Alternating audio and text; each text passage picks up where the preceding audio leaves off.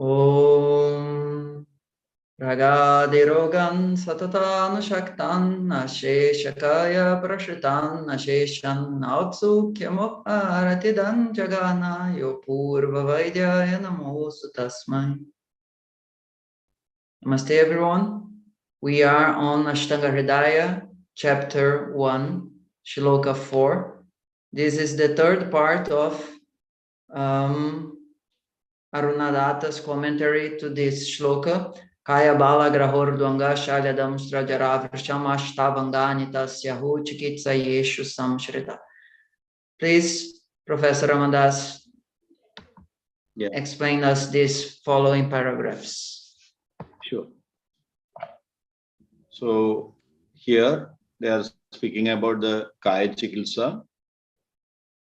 Why it is being told first, then you are coming to that one. Atra janmanaḥ prabhṛti vicāropadeśādbālacikitsaiva prāgvaktuṃ yukta.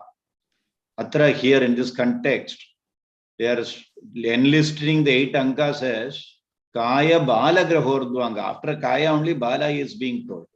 So there is a question comes. According to the human life, the bala should have been come first. That's why janmanaḥ prabhṛti vicāropadeśādbālacikitsaiva prāgvaktuṃ yukta.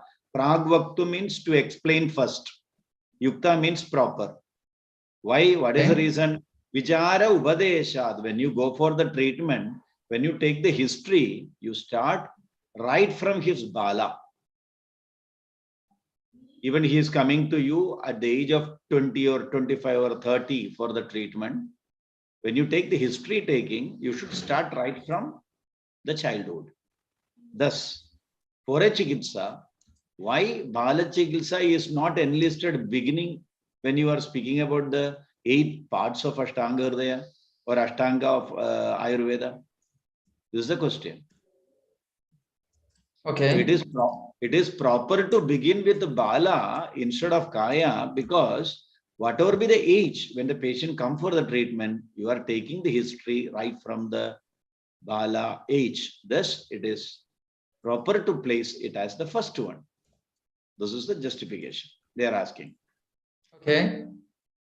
Now he is telling that kintu grahacikitsā pradhanyād prāgvanyasta.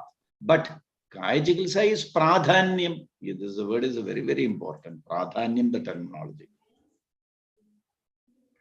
You wanted to treat the bala, you need to have a standard body conditions. The standard body condition is in the grahacikitsā age, that is 30 to 60, or that age is the age where the kaya is standardized, because there all the dhatus are developed and all the dhatus are grown up into its condition. So all the activities of a deha can be observed in the kaya, that which is in the yavana, not in the bala. Even though we take the history of the bala, it is being compared with the yavana conditions of the body. Then we are finding out what are the treatment has to be provided for the bala. So the standard value can be taken only in yavana avastha. That is why it is pradhanya. Very, very important. It is important for the treatment of bala as well as it is the treatment of vruddha also. How it is? Because in bala, you are comparing, okay, this dhatu has to do, this is the final action, it is not reached there, this is the age, it takes this many years for developing it, so I have to go for this type of treatment.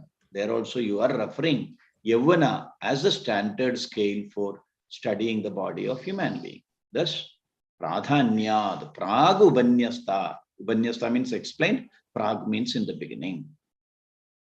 Tato'nantaraṃ balacikitsā. After that, bala is okay. Because next you are taking history taking, then you are going for the birthplace, father, mother, how many days, and all history you are taking. Everything. So, okay, fine. That is in the second position. Then kaya bala graha is the next step. Then he is telling balasya grahasambandhat. This grahas, yakshakinnara, rakshasadi, supernatural power.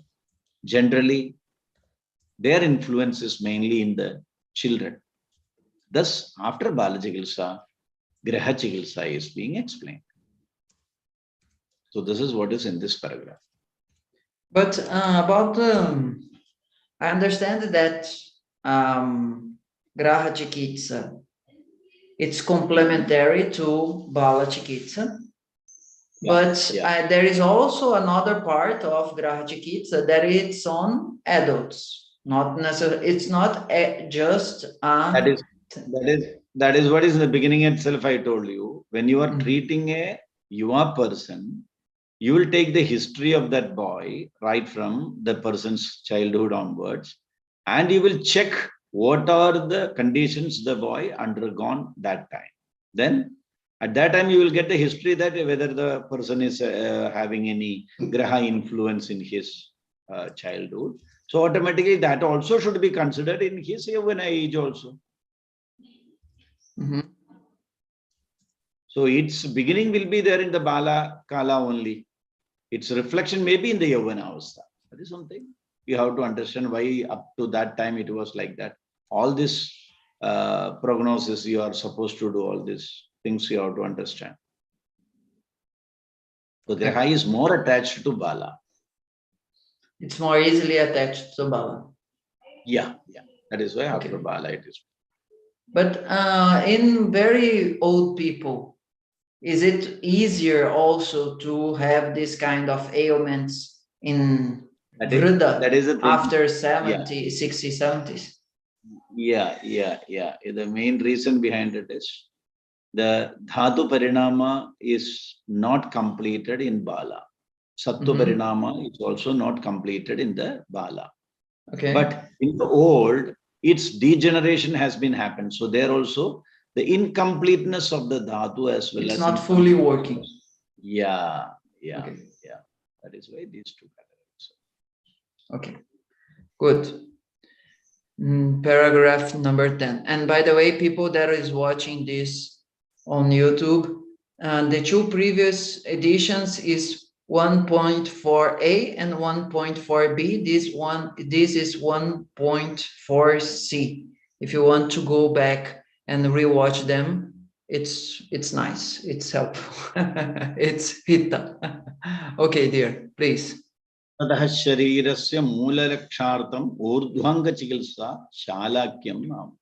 After grahacikitsā, everybody knows that a human body, the main place is the upper part of the body.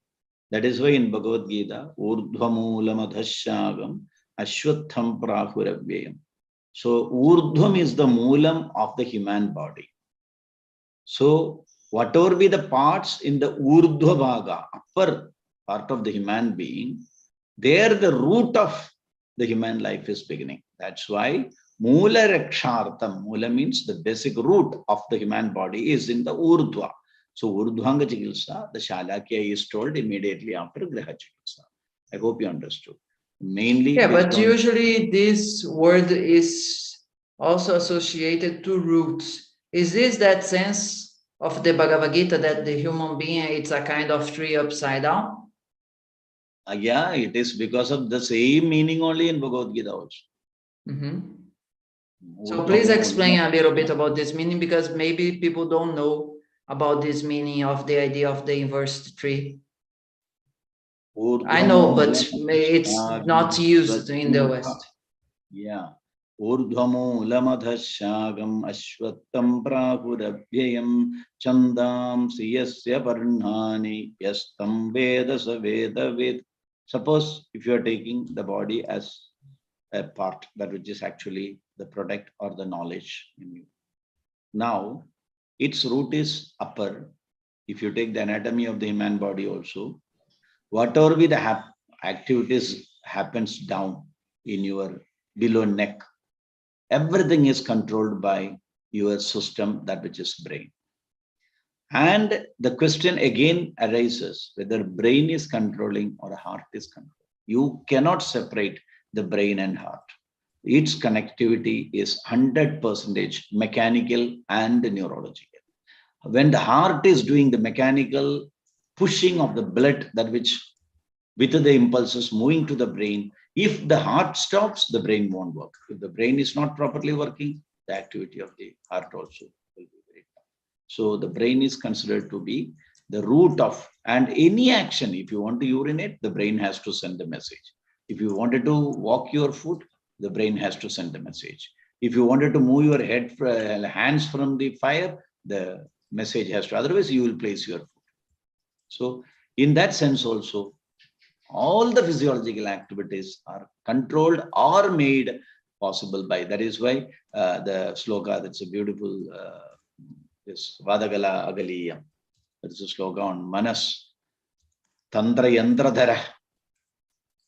The mind is the Tantra and Yandra of the body. Tantra means the structure, Yandra means the mechanical force. All are mind only.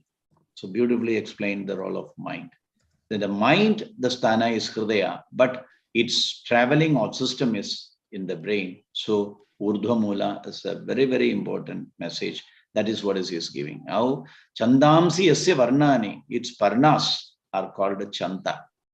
Any shakas in your body, they are actually like parna. Parna means, what is the role of parna in a plant? If you take leaves, what is the role of food? It produces the food, actually. If you take your limbs of the body, actually shaka and the things, that which is mainly important for producing the lively or your life in you. So that is what is parnani.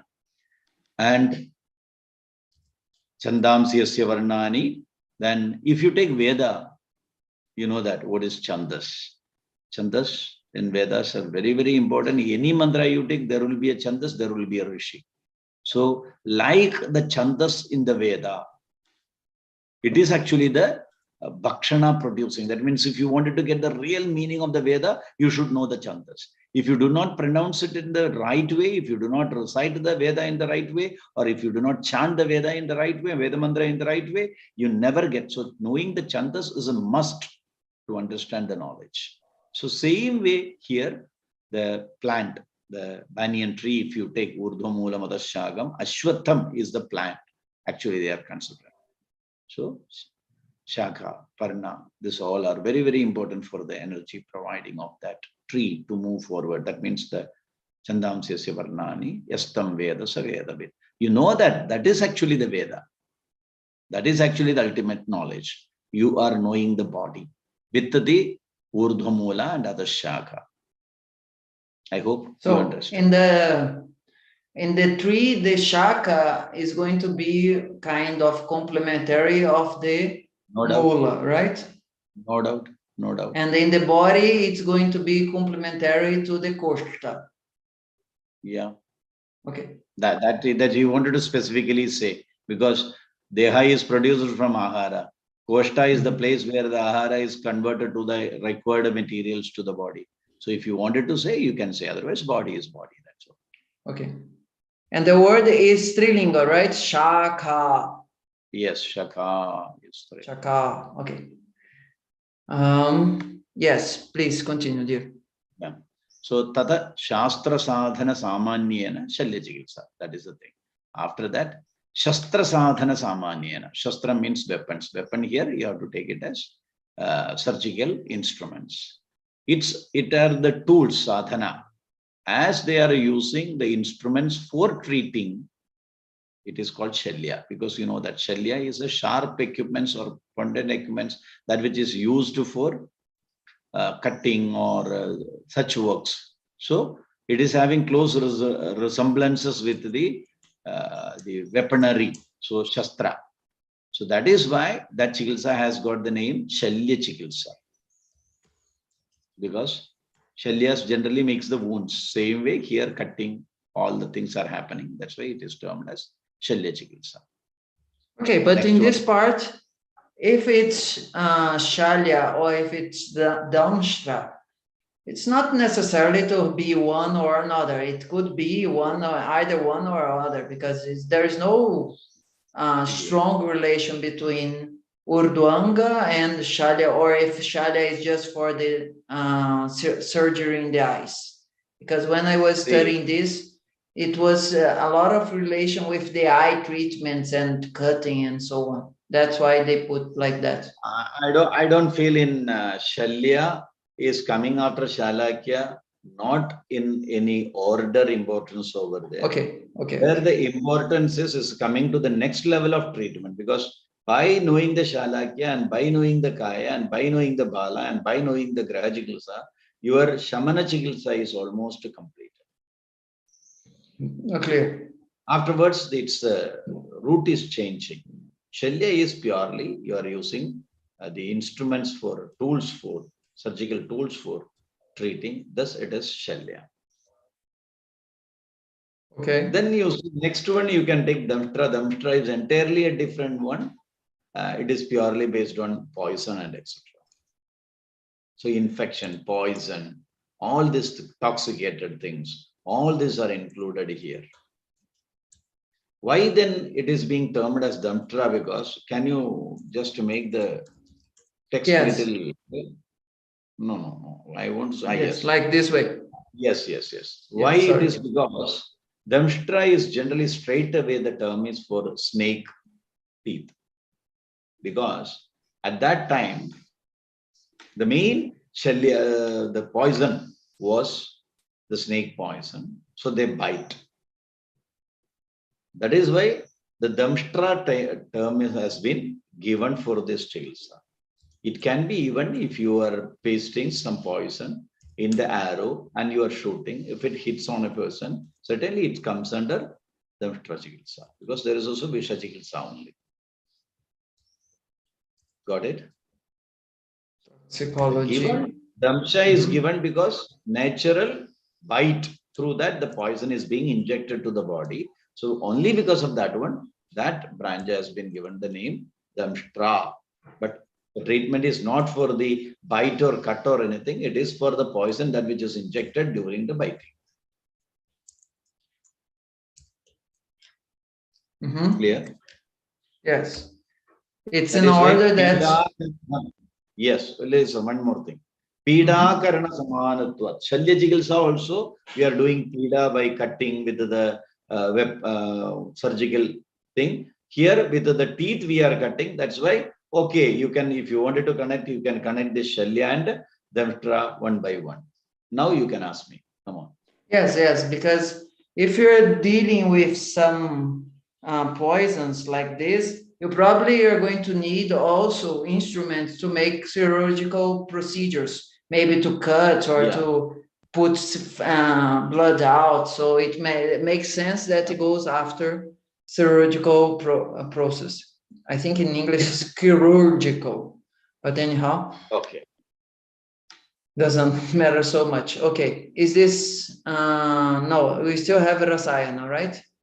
Yes, and this we didn't complete this paragraph. Still some more. Vishayana ashucha marane sambhavyamane. So this is Damshtra is not at all going for the treatment for cutting or anything. It is purely based on poisonous treatment. Poison means toxicated substances and etc. So Damshtra chikitsa is generally understood as Visha chikitsa. Okay. Yes. After Visha chikitsa, if a person, even the Visha is removed also, there is a possibility of death and etc. Because the body conditions, the dhatu will be completely destroyed in him. Even his srotas will be completely destroyed. So to give him strength, the rasa ayana chikitsa is very important. That is why after Damshtra, rasa ayana chikitsa is explained. Okay. So this we finished. No, there is also Atava. Even Rasayana has got, see, Rasayana is good to maintain the health of the person who is affected by poison. But Rasayana can be acted as a medicine also. If the poison is very strong, if you give some particular Rasayanas, it will give him strength and it can remove the poison. So Vishasya Rasayana Jayatva. Rasayana can win over the poison. Thus, the Rasayana is told after Visha. Clear? Okay. So that paragraph is over. Okay. Tato'nantaraṃ vājīgarana dharanena prastavaha. So the last part is Vajikarana, after Rasayana, tato'nantaraṃ, tadaha, after Rasayana, automatically, if a person is having physical strength, automatically the next one is going to be the Vajikarana, the power or the potency or the activities that were just from the Rasayana Chikitsa. So Vajikaranasya dharanena prastava. Automatically the Vajikarana will come. If you do the Rasayana Chikitsa, the Vajikarana will come. So the next part is Vajikarana. Tadacha adide granthakrut. In Uttarasthana, 40th chapter, he will tell. Vajikaranam anvichet satatam vishayi puman. Actually, if a human being, if you take, a person will be generally or mainly interested in this Vajikarana. Because it is one of the very, very important Vishaya for the human beings. Okay. Because a human being is subjected for the Vishayas. Vishaya means Jnanendriya Vishayas. Jnanendriya Vishayas, directly or indirectly, connect the person with Kama. The Kama, the desire, normal desire will tempted automatically to the Vajikarana. This is the relationship. So, if a person is having physical strength by taking Rasayana, automatically the Vajikarana is the next subject to be in the thought of the human being. So, that is why Rasayanasya paschat Vajikaranam. Now, what is Vajikarana? Yatra alpa dushtaredasa tada apyayana prasada upajanana rupa. There are three conditions for the redas. Alpa, dushta, and absence. There is no redas at all. So if it is alpa redas, the chikitsa is apyayana. If it is alpa redas, the chikitsa is apyayana. That means increasing or bringing the quantity up. If it is dushta redas, if it is impure redas, then prasada.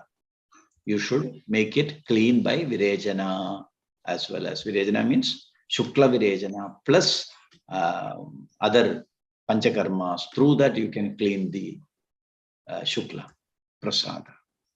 Next one is there is no redas at all. Then you have to do upajanana rupa. You have to start creating the redas in the body. That is upajanana. Like this, the chikitsa for Vajikarana. I hope you understood. Yes, but this also implies the female reproductive system also, right? Certainly, certainly. Yeah, see, even though we are using the word you must reta here, understand. is broad Listen sense. listen. You should not translate Shukla as semen. It is wrong. 100% wrong. Mm-hmm. Shukla is the part which is capable of reproduction. That's all. And it will come only where there is harsha in the female also, in the male also. Okay. It is not only in the artha-virakta of the female, it is not only the semen in the human body, in the man's body. It is there all over the body, the shukla for both men and women. Okay. Women, generally after artava, the impure blood is completely gone out. It comes over there. When you say it is there in the whole body, automatically, directly or indirectly, it is going to be corrected with the blood. You know well that even in modern, if you change the bone marrow, it automatically affects the quality of the blood in the human body. You know well that in Ayurveda, the Shukla Dhatu is formed from the bone marrow. So the relation between bone marrow and blood is very close. If you change the bone marrow, the property of the blood will change in the reversible act. Actually, Purvadhatu Param Guryat, but the influence of bone marrow in blood is very important. That is the reason in modern, when blood cancer comes, the bone marrow is replaced. Okay, that is the relation between blood, bone marrow, and actually Shukradhatu. Okay. So in this way, the body, the whole body is having Shukla. So it is applicable for both male and female. You do not translate Shukradhatu as semen. It is only the part which is capable of reproduction. Clear? Clear. But for my question is, for male, it is coming through the semen. For the female, it comes after Arthavarita, whatever we did. Clear? For the Kalaripayattu fighters, the treatment that the Ayurveda Vaidyas gave to them should be considered as rasayana or vajikarana? Where it is given? Because in ancient days, the Kalaripayattu fighters were doing yoga techniques and so on, but they were also being using Ayurvedic medicines. In my perception, this kind of treatment that nowadays we relate to sports, like there is a field for Ayurvedic sport supplementation and this kind of stuff. I understand this inside the Vajikarana, not inside the Rasayana. No, it is for Rasayana. It is for Rasayana. Whatever be the treatment, that which is given for the strengthening of the human activities, muscles and sara, increasing the sara, asti sara, same way, rekta sara, that treatment comes under Rasayana. Okay. Yeah. Now, we have just this one to finish, please.